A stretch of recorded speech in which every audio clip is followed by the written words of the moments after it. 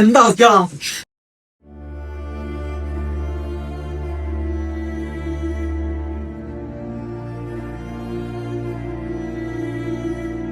നീ എന്താ ചാക്കിയാ ഞാൻ ദുഃഖിച്ചിരിക്കുന്നേ? എടാ അതൊന്നും ഇല്ലടാ, കുറച്ച് ഫണ്ടിന്റെ ആവശ്യം ഉണ്ടായിരുന്നു. കുറെ കടത്തിലായി. വാ, ഈ മയത്തിരിക്കണ്ടോ, ഉള്ളിൽ പോയി സംസാരിക്കാം. വാ.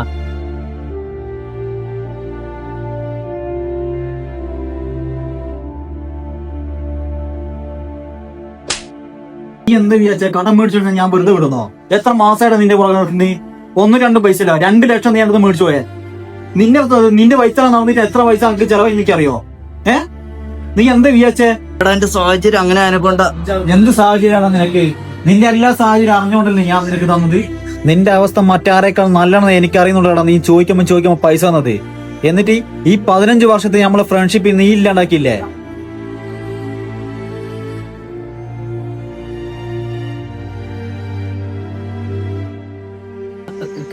അതെന്റെ അവസ്ഥ കൊണ്ടായിരുന്നു. എന്താ അവസ്ഥ?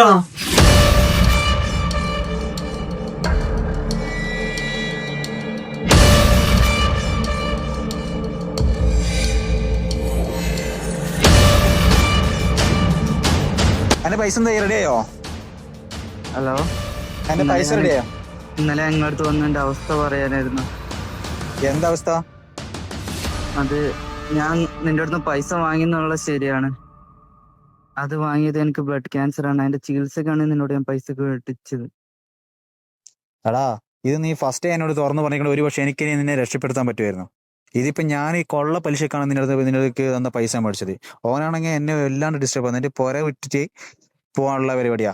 എന്നുവെച്ചാൽ ഓന് അത്രയും ഇറിറ്റേഷൻ ചെയ്യുന്നത്. ആ ഒരു അവസ്ഥയിലാണ് നീ എന്റെ സിറ്റുവേഷൻ. നിനക്കെന്താ എന്റെ അവസ്ഥ മനസ്സിലാകുന്നത്? നീ ഇത് ആദ്യം പറഞ്ഞിരുന്നെങ്കിൽ ഒരു പക്ഷെ ഞാൻ എന്തെങ്കിലും ചെയ്തിരുന്നില്ലേ?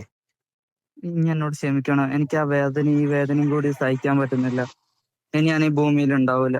മതിയെ എനിക്ക്. ഷാക്കിറെ, നീ